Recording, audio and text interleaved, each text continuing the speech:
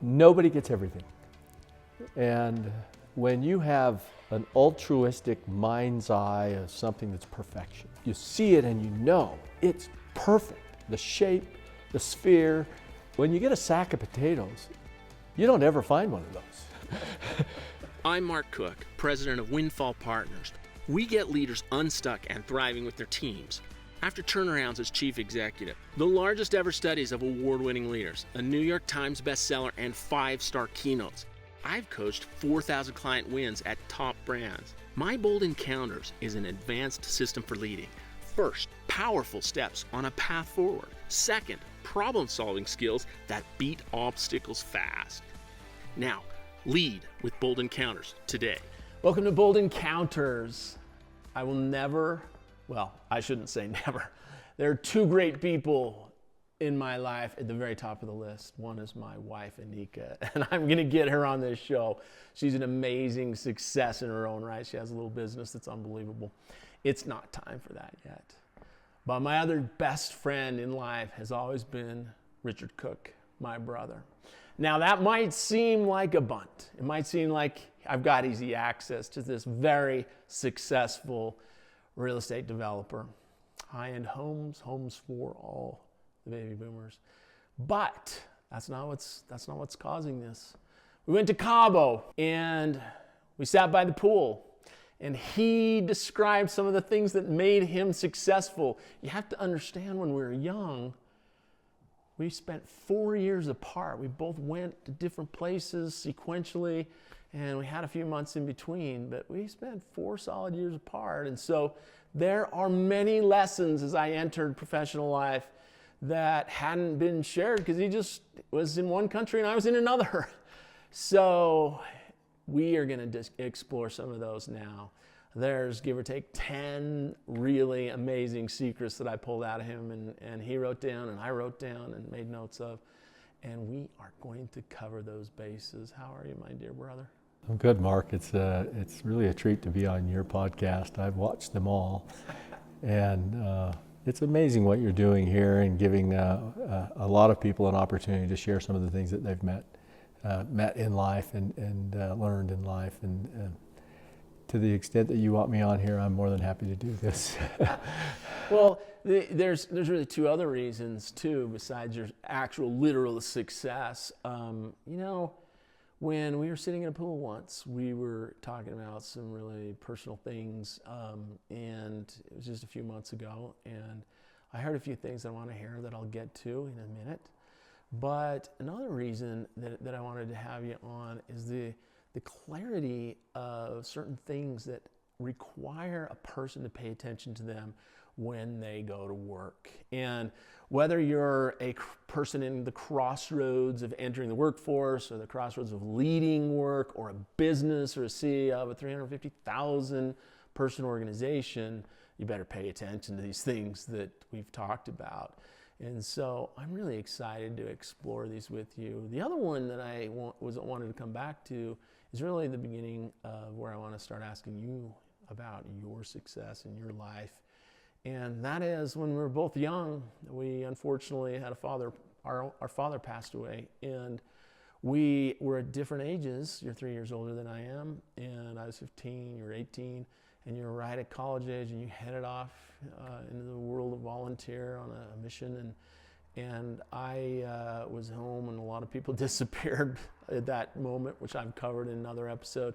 And like I said, we're 4 years apart. So sad. And I just know it was hard, and I know you don't really want to dwell on that, but I want you to just address how it put a fire in you to know more, because I say similar things but approach it differently. Well, just tell me briefly, if you don't mind, for me, just talk about that for a minute.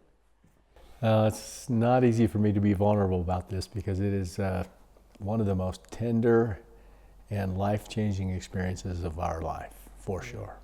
We had a remarkable upbringing. We had such a great childhood. And before those days, when we were all together, the first 15 years of your life, we were inseparable and we had a blast. We had, 7 siblings, 6 of which, just for me, just made all the difference in the world. we looked up to them and we had a great time. But unfortunately, our leader, our father, made an early exit, and that made a big difference in our life. It changed the culture, it changed our family dynamic, changed our feeling of security. There was no question you and I, at that moment, felt like our safety net was gone. Because it was. And then, you know, Mom. We had a new dynamic with Mom, who tried to be both parents, which was not easy. And she was left with teenagers, me 18 and you're 15. And I'm sure we didn't make it easy on her. I didn't. But with that said, our mentor left. And at least, I don't know how it was for you, but for me, at that moment, I really wanted to become like him. I don't know that I was becoming like him. I don't know that I was doing what it took to become like him at that moment when I was 18. But there's no question in my mind, I had this, you know, long-range view of vision that was Dad. And I thought for sure I would really like to become a man that was similar or many traits like him. So to have that gone was really hard. So you feel like you lost your safety net, and I didn't really. And my true north. Yeah. That's when I lost my true north for a minute. Mom brought it back quick for me, but I didn't behave like it. So Way to go, Mom. she was extraordinary, of course. And so it's interesting, at the pool, the thing that you said that was the genesis of this conversation was you talked about your approach to finding mentors after. And I was expecting what I usually think about, you know, did all this research about how to innovate and lead, and the findings that I've stumbled on in life and then executed at a young age and even lately are about what we're doing today, but in a more broad, random sort of way where there's topics I want to know, so I go have a conversation with lots of people and I get new ideas. And then I have to construct it by myself, which kind of fit my child in my room, if you remember. But yours, when you talk to me about your thoughts about finding mentors, it kind of blew me away at the pool, legitimately. It was very specific, it was very directed, it was not broad. Both are valuable, for sure. But yours was more effective, I could hear, and I still believe this after hearing it, it's more effective at getting you into the workplace and contributing in this world, in a life's work. And mine's more getting ideas and innovating after you do that. So would you share with me these thoughts as this big topic of mentorship? It's your, I think, the gold medal spot on the podium, isn't it? It certainly has made the biggest difference in my life, no question about it. I never thought of myself, even from my youth, that I was going to be somebody who reinvented the wheel, that recreated some kind of an unknown new item that was going to, you know, change the world. I really was looking for success by becoming great at something that I could see, something that I already knew, something that somebody already has done. And when I started to look around after Dad died, and my first mentor was John, for sure, our older brother. He took me under his wing and he started to live life more with me. He invited me into his business operation and into his personal life, and this really made a big difference. And as I did that, I could see some of the things that he had in his life, some of the things that he'd become, some of the things, the character traits that he had, you know, his personality and his character was so good. I thought, I want those. And I started to watch carefully how this was done. And I guess, you know, I would share with everybody else that it's not enough to just watch and admire, but it's trying to repeat and to replicate and to become. And, you know, we hear a lot about that in our family life and in our faith, but to see it in practice and do it for specific skills, learning, and traits that can become part of your life. This is what started me with John. It started from my youth, and it's been a part of me forevermore. When I was in high school, the upperclassmen were very interesting to me. When they were playing sports or performing activities that I really cared about and that I wanted to learn and do well and excel at, I was keenly interested in how they did it exactly, and I wanted to replicate it. And from those replications, you can then move on and find your own style and your own skill and your own art. But without knowing how they did the first steps and the base hits, then it just wasn't going to work as well. So for me, that's where it started, and then it continued. As I went into business, I found that there was always a collection of people that were part of a group of associates. And they were always trying to become social with each other. And I was always interested in being social with the leader, with the boss, with somebody who was in charge and already knew. And I found that if I could learn from a person who was leading the group, already in charge, already had these skill sets well, I was going to go a lot farther and I was going to learn a lot faster. I did that with sports, I did that with business, I did that with church, I did it with most every part of my life. Yeah, let me go back to that time when you started working with John, our brother, and you had a chance not to just do what the big brother was doing or hear some nice ideas, as you point out, and not be able to actually apply them with your feet and your hands and your mouth and on the phone and in an email and such. But you got a chance to have a second mentor that really dug in with you. I thought that was interesting. Tell us about that. So, John brought me into his business, but he was not my boss. Mm-hmm. So his partner accepted me as his protege. And in the business that we were in, after college, after completing college, our master's program was part of the Appraisal Institute. That program required somebody to become your mentor. So that program is a 5-year program. Leroy had to commit to, being my mentor for 5 years, and I had to be his protege for 5 years. Wow, what a great experience. Leroy was such a great boss, but also somebody who taught me valuation, feasibility, highest and best use, everything that's related to what I think and do and know now came from those early experiences with Leroy, and it was really valuable. So most people think development is just building something beautiful and that's where you make your money, but it's all the other things that you just mentioned, picking the right spot, the development of all the infrastructure, things like that he taught you about that, valuation, feasibility, etc. And then I loved what you said about that day we talked earlier about what he taught you about just one of the most fundamental skills with anyone in the workplace at any reasonable job that's going to be good. They have to learn how to write. Tell me a little bit about what you did there. Well, we went to East High School, so we didn't learn how to write, and we knew math really well, but we didn't learn how to write. I didn't. So immediately upon entering, this after graduation advanced process, Leroy said, "We got to learn how to write."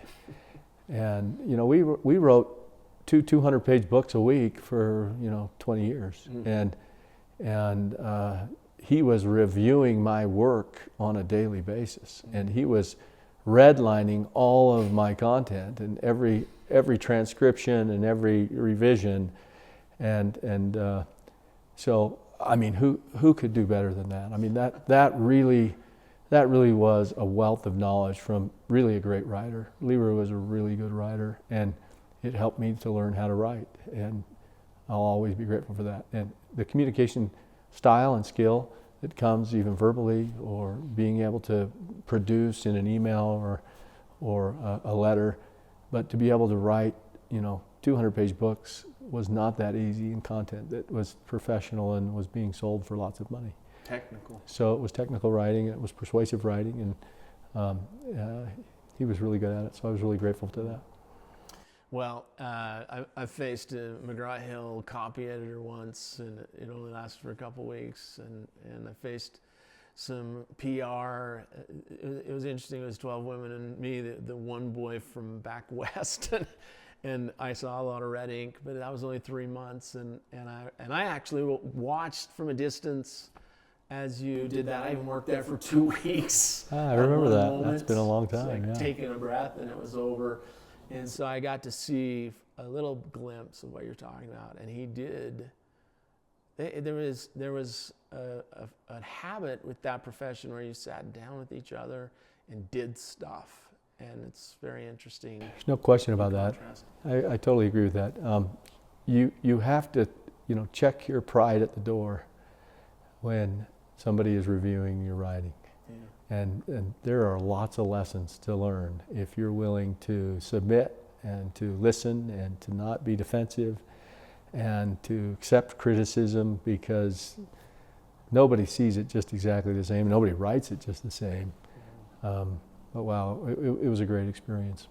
Yeah. There's another thing you mentioned about this that I'd like to share, and, Sure. and that is that when we were looking at business, and we were part of that appraisal associates in this big counseling group, consulting firm that was one of the largest in the state of Utah for what we did. I always had it in my mind that these were stepping stones. So without the base hit, without the safety net of Dad, I always thought that I needed to have some base hits. I always felt like it was important to not swing for the fence in the analogy of baseball and give it a hope and a dream, and if it didn't work out, I was destitute. I felt like it was important to find a skill, learn these skills, learn these nuances through, in this case, counseling or consulting. And we got to do thousands of projects. I got to do thousands of projects in their full network of feasibility, financial capability, and in their evaluation. And writing these, good reports to these people and giving them advice or our conclusions. That was super valuable. But that was a stepping stone in a base hit mentality that would lead me to being able to do this on my own when I thought that I really knew what we were doing. So for me, I didn't jump right into development. I didn't jump right into the execution of these, commercial projects or large residential projects. And they're much higher risk is what you're saying. They're much higher risk. You've got to put capital in, and if it doesn't work out, you lose. The home run swing. The home run swing, and you're probably twisted around on the dirt.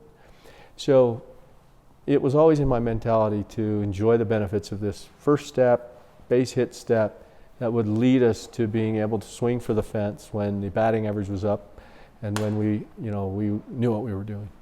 So essentially you're saying you're playing Moneyball with your own career, making sure that you're getting on base. That's right. Each effort, each day, each week, each month, each quarter, etc. And when you have figured that out, then you can take a little baby step towards learning how to swing for the fence, and it's a different skill. And do a little of that until you acquire. That was just my approach. I just didn't have a safety net, and it seemed to work out great. I mean, that plan seemed to work out great. Well, it's a great way to look at it. So this effort that you're describing, it might be the mindset of many that hear it, that this is something that happened to you. And I've worked in a very different set of circumstances in bigger companies where you're just off on the West Coast practically, working on your own in a cube for 8 hours until you see in 2 weeks someone that tells you more what to do. And it is not unheard of and unseen in those big, more lonely settings to decide to do what you're doing. It's what inspired me to have this conversation, is the idea of saying, I'm not going to be casual about mentorship. I'm going to view it as an apprenticeship. It used to be required to be an apprentice.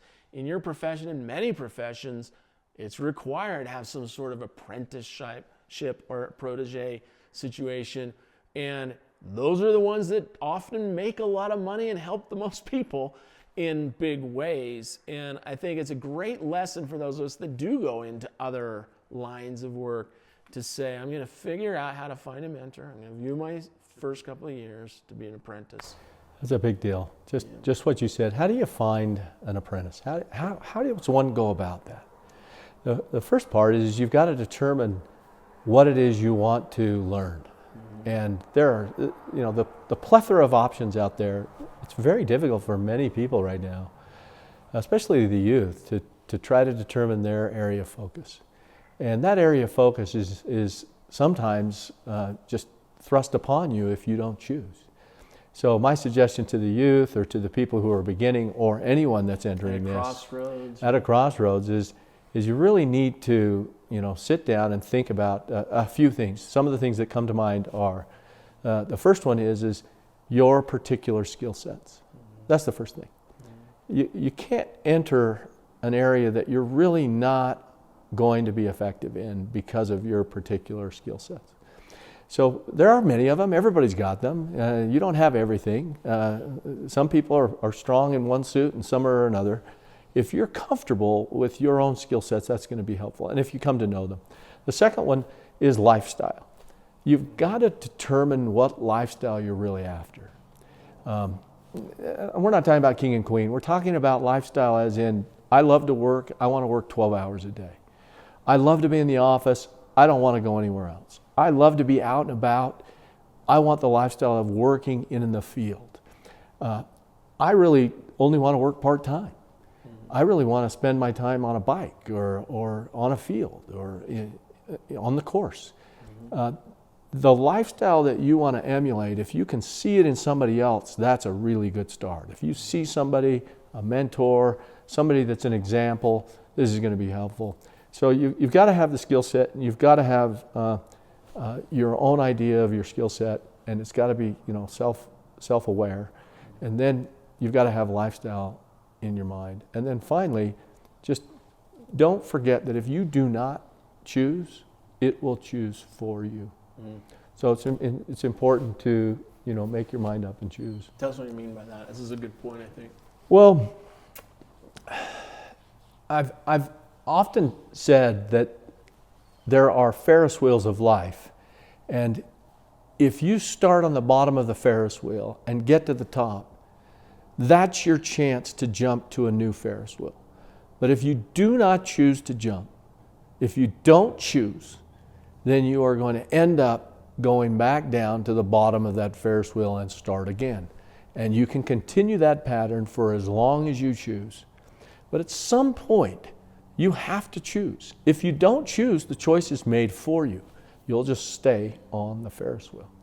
And some of those decisions include marriage, family. Some of those include business. Some of those include, I want to be something great in athletics, whether it be, for you, all that you've done in triathlons and your excellence in discipline in that.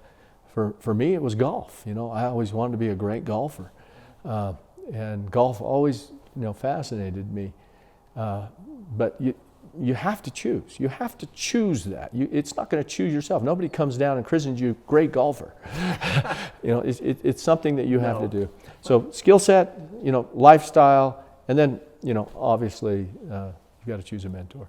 The second part about the mentorship, once you decide your area of focus, you've now got to find somebody who does this well. Yeah. And when you do, you have to endear them to you.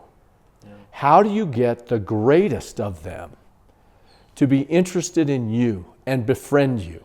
Yeah. You befriend them.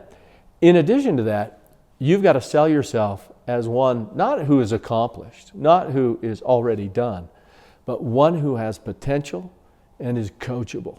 Mm-hmm. And every great person wants somebody that they can teach this to and is coachable.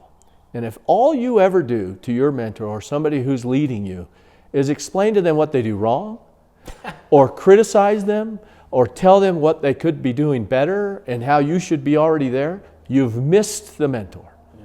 You've now tried to leapfrog over the person that you're being led by. But for me, I was always endeared by the upperclassmen, always endeared by the greatest professionals, always endeared by the greatest athletes. I was always interested. When I say endeared, I mean I was interested in them. They weren't that interested in me, but I was But interested they in were them. endearing you, you're saying? I was doing my best to endear them to me because I knew that if I spent time with them in a real way, in a significant way, and became their friend, and if I could become their best friend, I was going to get those insights and those skills. That mentorship was going to lead me to know how to do this, especially in golf. I don't know if anybody's out there a golfer, but for golf, you cannot play golf with a 12 handicapper and become a 1 handicapper. That just doesn't work.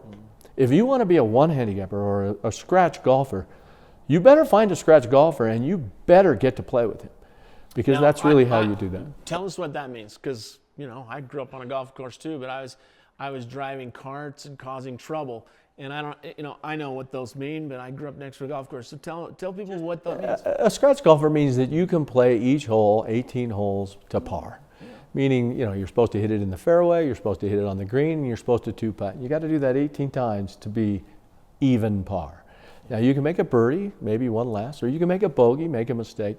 But overall, generally, in most of the times of playing golf, if you're a scratch golfer, you're expecting to be around par. To the average amateur, that's really unheard of. That's almost impossible. Hitting a ball, full swing, with a stick, with some flat face of every kind on the bottom of it, and have it go the direction that you're wanting it to go, 200, 300 yards, or knowing the distance that it will go once you get close to the green, that's really, difficult to do for most people. Yeah. Most people are, bogey golfers. What I think is great about this analogy too, besides, if you're someone who happens to go on a golf course at a company event, or someone invites you, an uncle says, come play golf with me. If you find yourself doing just barely par each hole, you're going to be an 18 to 36 handicap in no time, and that's what most people are. And it's a difficult thing. The other side of it that's really interesting, I think, is what you may take for granted and not recognize is those of us that haven't spent the time that you have in that passion and finding those people and emulating them, is that we think that you just talk the same way as you drive around the course or walk the course, and the etiquettes and the conversations are entirely different, and we are a little lost. And so there's this whole social side. So I love this analogy. Keep going on it. I think even I'm not a golfer, and I see it in everywhere in work. So tell me a little bit how you did that, and keep going with the golf analogy with the specific examples and such, because I think they're really instructive if people can see the analogy. So, besides golf and besides what we've talked about, other thoughts that come to my mind about success and how this can interplay with what we might want to, give people from your podcast. I would say that when you find mentors, now you've got to figure out what they do, how they do it, and become and institute that into your life. But the only way to do that is to do it over and over and over and over again. So I find this, I call this finding this areas of focus. And then what is it going to be, what are you going to choose to be your few areas of focus? When I got back from my mission, one of the mentors in our lives at that time, John Dahlstrom Sr., pulled me aside and he said, "You've just had a great, successful mission. Sounds like you really enjoyed it. One of the things I know about missions is that you get to focus specifically on just being a missionary for 2 years of your life." And he reminded us that there was just one thing to think about when you were on a mission. But when you got home, and this was what the point of his telling me this was that you've got to determine how you're going to be good or great at more than one thing at a time. No longer could you just be focused on a mission. You now have lots of things that are going to come your way. And he gave me this analogy. It was an interesting analogy. I've never forgotten it. You all know the circus clown that can spin plates. So if you spin plates and put it on a stick, similar to a basketball player spinning a basketball on his finger, you would remember as your youth maybe that this clown was able to spin a plate, put it on a stick, and put it on his foot. And then pretty soon he was doing that with another one. And then pretty soon he would have 3 or 4. And the whole goal of this clown was to prove that he could spin many plates. And John Dahlstrom was saying to me with this analogy, Rich, you're going to have to spin many plates in life now. You're going to have to spin a lot of plates. And you think about the areas of life that you can have areas of focus in. You're going to have a family. You're going to have religion and faith. You're going to have service. You're going to have profession. You're going to want to have athletics. And you're going to want to have a hobby. And you're going to have friends and social. These are many plates. And boy, was he right. I found that out pretty quickly that it was a challenge to be a student and try to date and try to be a really good member of the church and also be a family member and all the things that came. Plus, I wanted to do all the things I love with recreationally. And I found myself with a lot of wobbling plates. I wasn't great at anything. So my point with this is that over time I have learned that he was right, that life is much more like spinning plates, this clown in the circus, but that it was much smarter to have fewer plates. Now that's the lesson I'm trying to give. Yeah. For me, 10 is too many, and 1 is not enough. Mm-hmm. Somewhere between 3 and 5 plates is plenty. Mm-hmm. So those who are out doing lots of different things and call themselves versatile are finding themselves average in a lot of things. But if you want to be great, if you want to be really good, you've got to have some areas of focus, and you've got to whittle those down to 3, 4, maybe 5. More than 5, I think, is getting too many. Yeah. And so there's times and seasons of life, but the areas of focus. So once you find these areas of focus that you can find a mentor in, now you find your social network and you find your new best friends. And whether they be golfers or whether they be passionate real estate developers or whether they be your family because you love them, or your friends because of faith, or your friends because of social interaction and interest, music or the arts or anything else. And if you can eliminate all the rest, all the extra peripheral items, and really be satisfied with just this type of life, you can be great and have greatness in 3 or 4 or 5 areas of life by being mentored by great people and then doing it over and over and over again. Yeah. One of the things that fits with your analogy of the golf, which I'm not going to go cross back over into that analogy, but I want to talk about when that became business.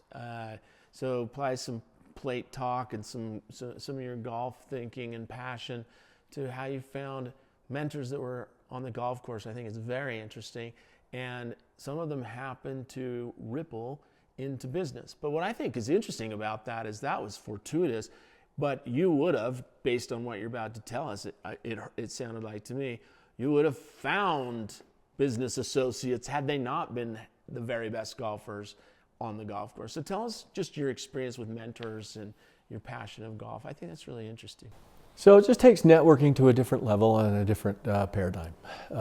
Everybody talks about having mentors and everybody talks about having networks, finding, you can get on social media or even business social media, LinkedIn or anything else, and you can try to be the guy that has 5,000 acquaintances. Or 300 friends at the club. I don't really know what that's for or what that's about, but there you go. You have a network that's sellable, I guess. I don't know what it is. And maybe if you wanted to put advertisements on yourself, you could probably get it done. That's not how I ever thought. I'm not looking at 300 or 500 or being a social network guru. What I did find is that when I found those areas of focus, I wanted to find those people who really did it well and who would reciprocate, friendship and interest to me. So that has to be really a challenge. Before I get to the golf, I would say that, my partner Dave Rose, was a personal friend in my neighborhood, and we became fast friends because of interest in real estate, him being a real estate attorney and myself being, highly involved with real estate development and consulting. And we talked all the time. And we talked because we were social and we were managing plates. So religion, faith, social, and business. All integrating them and overlapping them so that I could spend that same amount of time with an area of focus and greatness. And then we were talking about base hits and home runs, early. How do we do this and what can we do?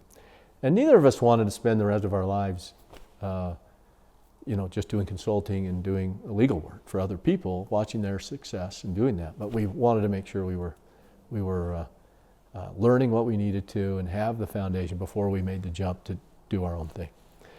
So that's how I would find mentors. That's how I would find great friends, and that's where I would find your focus. They've got to overlap and integrate, as you were saying. So with that in mind, we started that, and then we started to decide to do some deals together once a year. Moonlight swings stuff. at the fence. A few swings at the fence after we'd been doing our own stuff for 15 years. And we decided that at some point we were going to want to create a development company that really did well. And we started to think about what those components would need to be. So the next thing I would say, besides mentors and besides finding your areas of focus and making sure that you don't have too many, you now have to find the recipes of life. So let me walk you into the kitchen and say it's a smorgasbord, have at it. Pull anything out and create what you want. But how many and how do you know? Are you going to pull out a cookbook and follow the recipe or create your own? My suggestion to everyone here is that I would say begin with the end in mind, as Stephen Covey would say. But for me, it was even more important to know your focus, know the end, but now you have to do something that's really unusual. Something that I don't hear talked about enough, and that's reverse engineer the recipe. So when you walk into the kitchen, you've got to have the vision of what you want completed, but you've got to know the recipe. And the recipe is quantities, consistency, timing, and order. These are all of these things that are natural and are important. Here's my point. I really believe this. There are very few things that most people can't do. There are some things that only a few people can do. We know those things. But for most things, they're available to you. They're available to you right now. All you have to do is desire these things, find your skill set, make sure they're an area of focus, determine that's the lifestyle you want, and then reverse engineer it. All you have to do is reverse engineer it. There's a recipe. Start at the end, backward think exactly what it requires, what is needed, and how to get there, step by step. And then once you're where you are, you know exactly how to get this. And just go do it. It's remarkable. That's really the case. Not very many people think that way. Yeah. I absolutely believe if you want to do something, mostly, you can do it. You just have to reverse engineer it. Find the recipe, really know it well, make sure it's accurate, and then apply it. Do it. Well, and you added the first point, which is find the best at it. And like you're saying, the best in the world isn't necessary, but the best in your community is super helpful. Oh, so good. So tell me about the golf. I love the golf example of how you pursue people to become your mentor. Use that as an example and tell us what happened. So, I don't know if he'll appreciate me saying this, but I'm going to say it anyway. So, Dave Rose and I became fast friends and we made a great company together. It came time where we needed to have more skills than we did, which required a construction person. And I was playing golf, and I had become fast friends with a construction guy, and just to cut to the end, he became our third partner because we were fast friends. How did we get there is the question you've asked. So when I joined, when we moved to Willow Creek to play golf and to live on the golf course and to enjoy the benefits of club ownership and the networking that comes with being a social club, and also people who are like-minded in doing this one thing, golf. And to be around such a group, it's pretty remarkable. I mean, the talk and the conversation and the interest is significantly cultural. It's golf. But there are 350, 400 club members there and that are active, and lots of golf is being played. And I found myself as about a 12 handicapper. And I was playing golf with 12 handicappers. And I could see that this was really fun and it was really social. But I knew they had this 8-man team. And there was only 8 out of all 400 that got to play on this 8-man team. They were the best 8 people to go represent the club and go play somewhere else, against other clubs and to compete. And I always have loved that. So I thought to myself, I walked into the pros office one day, and I've only been there a year and a half. And I said, how do I get on that club? How do I get on that 8-man team? And he kind of chuckled. He knew I was a 12. He was like, you have to be chosen. That's not really going to work out for you. And I thought to myself, well, that's not going to work out. I'm going to work that out just fine. It made sense to me. Everything that I've already told you was already in my head. It's part of my philosophy of life. I just needed to find one of those 8 members, and I needed to start playing with him. And I found out, guess who he plays golf with? The other 7. The 8-man club played together. Why wouldn't they? Well, because they like competing and being around. Great. Why do they want to play with me? But I worked my way into that group.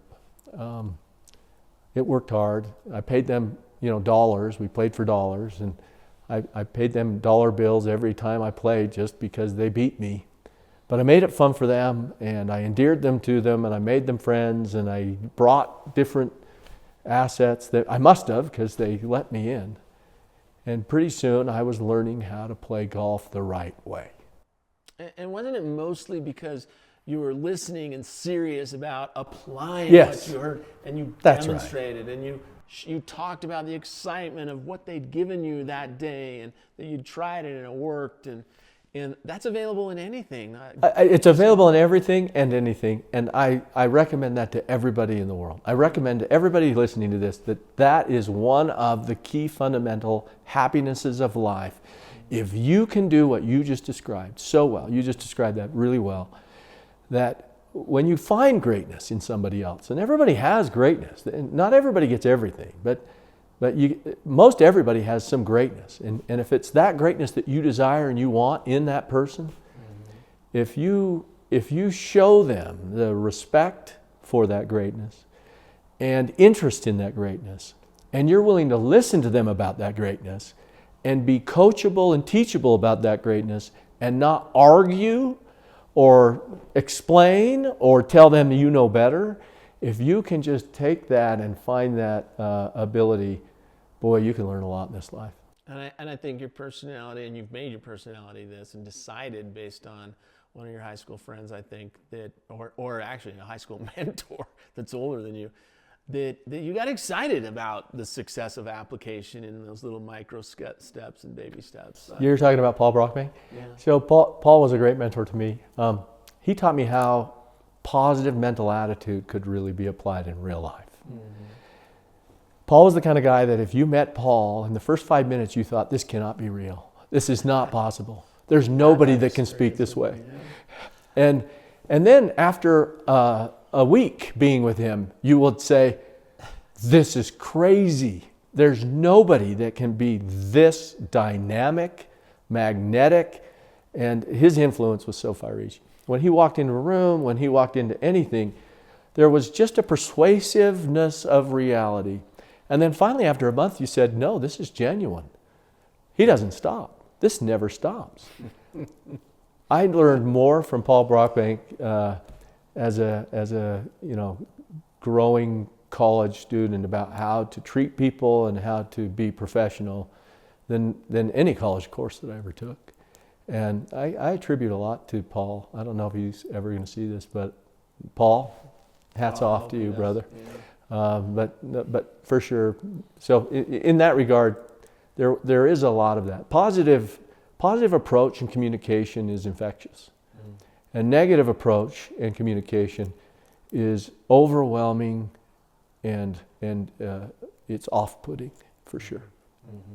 Nice. So that's a big deal, especially to greatness. If you're wanting to go visit with greatness, one of the things you mentioned about golf that's interesting. In golf, if you're trying to really do well at golf, you can't have negative thoughts. And if people are hitting the ball next to you in your group and then saying, oh, dang, crap, oh, man, I can't do this, you don't want to be around that because it doesn't help your game. So even if you're slicing the heck out of it, it's going to get better. It's going to be better. These are things you learn, lessons, serious lessons about golf etiquette and that can help you in life, but unrelated to golf. Well, I don't want to make this about a golf. I know, but I want to just end on one last point about it because I think it's really illustrative of all workplace issues and work assignments, and that is that the way that you ended up, like you went seeking the club champion. You didn't go seeking, like in most workplaces, we say, well, he's probably good at that because it's his job, so I'll try to learn from him. And that's not your approach. You went for the club champion and seemed to always do that. You didn't go for the world's greatest golfer. You weren't trying to hang out with Arnold Palmer at the time. Or Tiger Woods, right.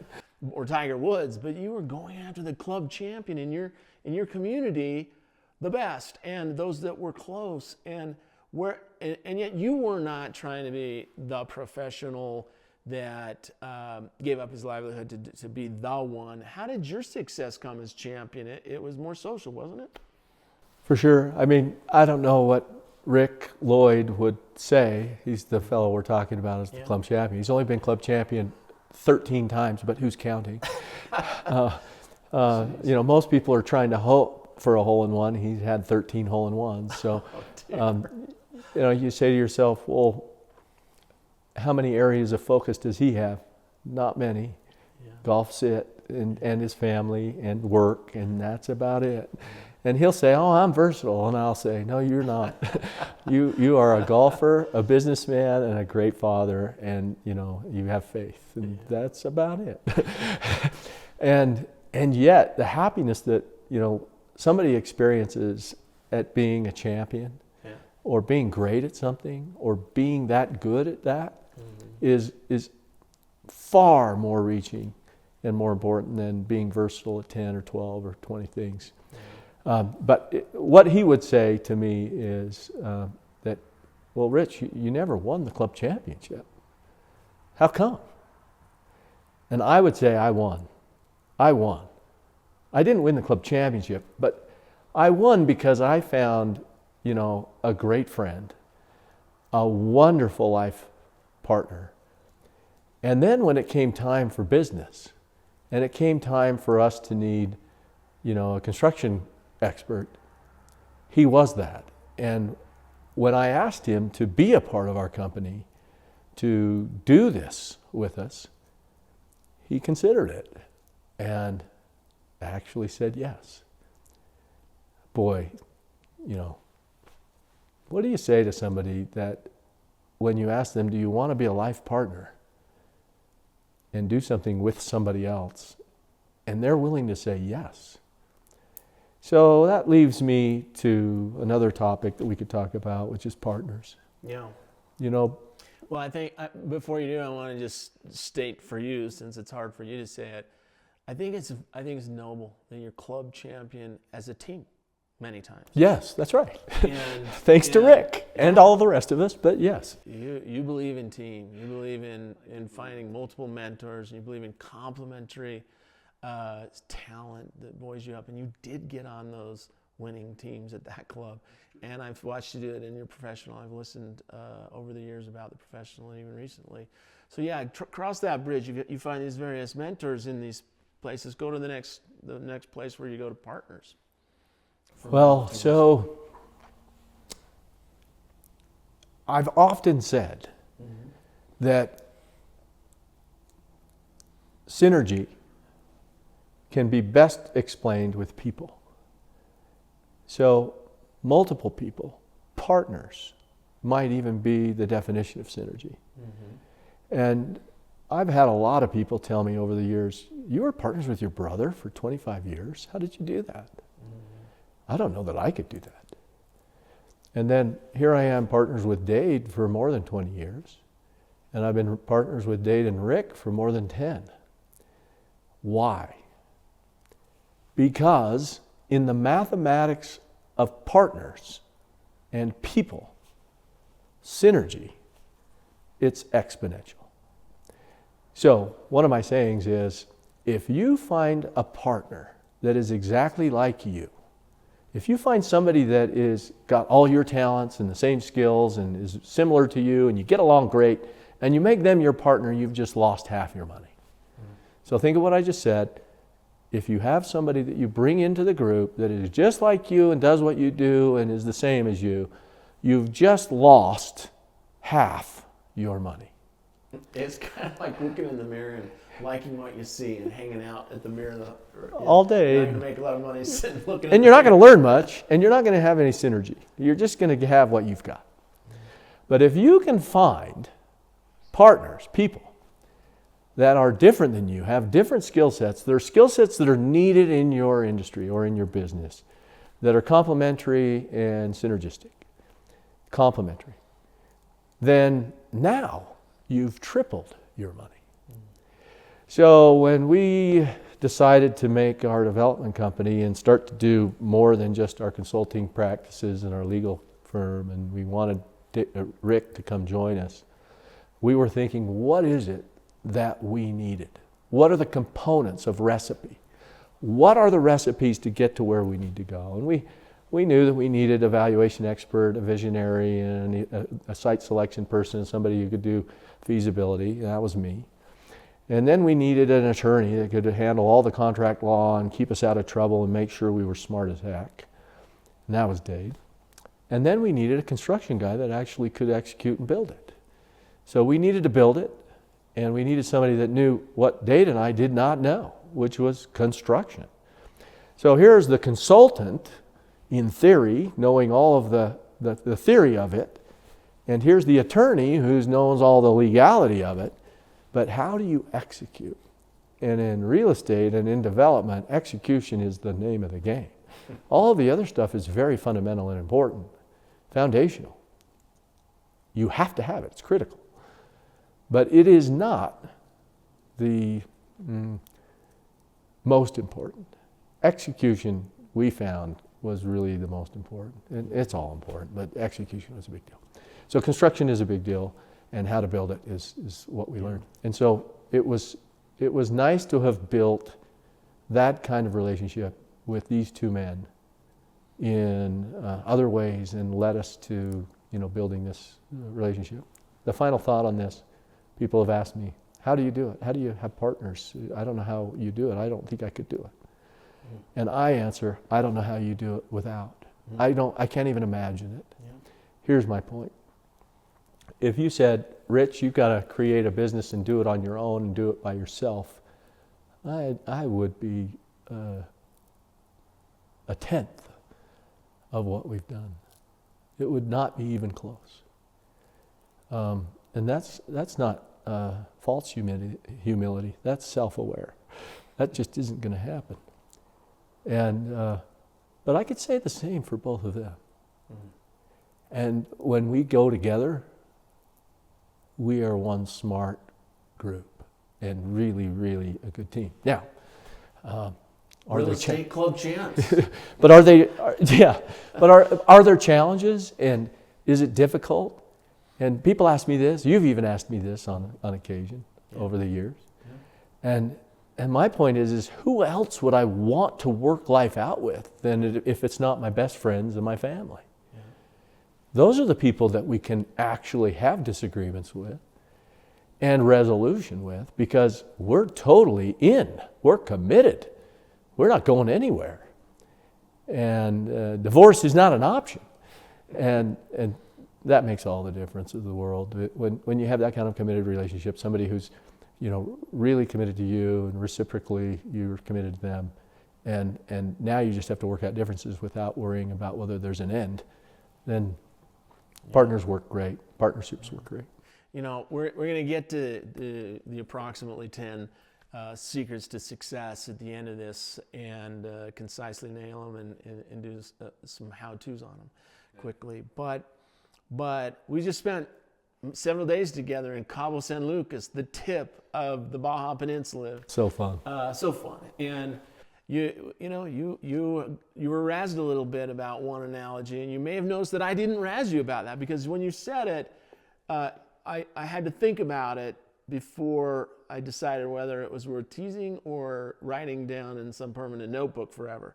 And I decided the latter, because you told me about the analogy of getting a sack of potatoes. I'd like you to you want me to coin this concept of partnership and commitment, and give it a name, the sack of potatoes, or whatever you call it. Tell me how you think about this in the analogy. Nobody gets everything. And when you have an altruistic mind's eye of something that's perfection, and there are things like that you can think of, whether they be the human body or whether it be, something of greatness that you see it and it's perfect. The shape, the sphere. In art, it can sometimes happen. In building, it happens. Just the right, exterior that's just perfectly, silhouetted. But when you get a sack of potatoes, you don't ever find one of those. So, we had 7 kids, and we didn't have a lot, and Mom was awesome at making our life great. But one of the things we always bought when we went to the grocery store for the week was a sack of potatoes. It wasn't one potato. It wasn't, a little small bag of potatoes. It was a sack of potatoes, and there was 40 of them in there, and we were going to eat 40 potatoes that week. So we skinned a lot of potatoes, and we pulled a lot of potatoes out of a sack. What's the point? I never found one potato, ever, that looked like the altruistic, perfect potato that in my mind's eye would say, that's what God made and thought of when he thought of potato. In fact, if you pull potatoes out of a sack, it's incredibly ugly. They have things growing out of them. They've got eyes. They've got bruises. Dark ones, yeah. And the shape. And they don't smell that great when they're bruised. They're not elliptic. They're I don't even know if they're spherical. Some of them are flat on one side. What's my point? Once you pull a potato out and you realize that the exterior and the shape and the eyes can all be removed, the skin can be removed. Inside, there's a lot of good. There's a lot of nourishment. There's a lot of stuff. When Carrie, my wife, found me, she thought I was a really good catch. And she found out as she pulled it out of the sack, I wasn't that great of a catch. There was a lot of stuff that just comes with everyone. Yeah. And everybody is more like a potato. But one thing that is amazing is that once you hang on to that potato and you use it and you carry it and you become associated with it, pretty soon you become endeared to that potato. And it becomes yours. You take pride in that when they get to the table. All of it. You peeled them it and was somehow that. you It made was mine. It was my potato. But all of the inconsistencies and the bruises and the imperfections that we all have, when you really become, like we've been talking about, endeared and positive and interested in partnership and interested in never having a divorce thought of, just absolutely going to, make it great with this person, and we're committed. And we need to work out our differences, but there are. And pretty soon you love that potato as if it were the greatest potato on the earth. And it's mine. And she's mine. And, her potato is pretty dang good, by the way.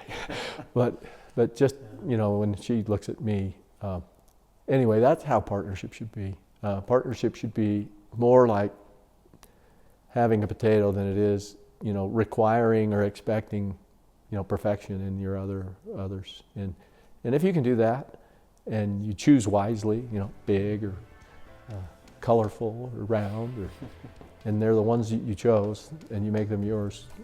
Thank you for joining us for the first half of this interview. Now go to markspencercook.com/podcast or your favorite podcast provider or YouTube to see the second half of this great interview.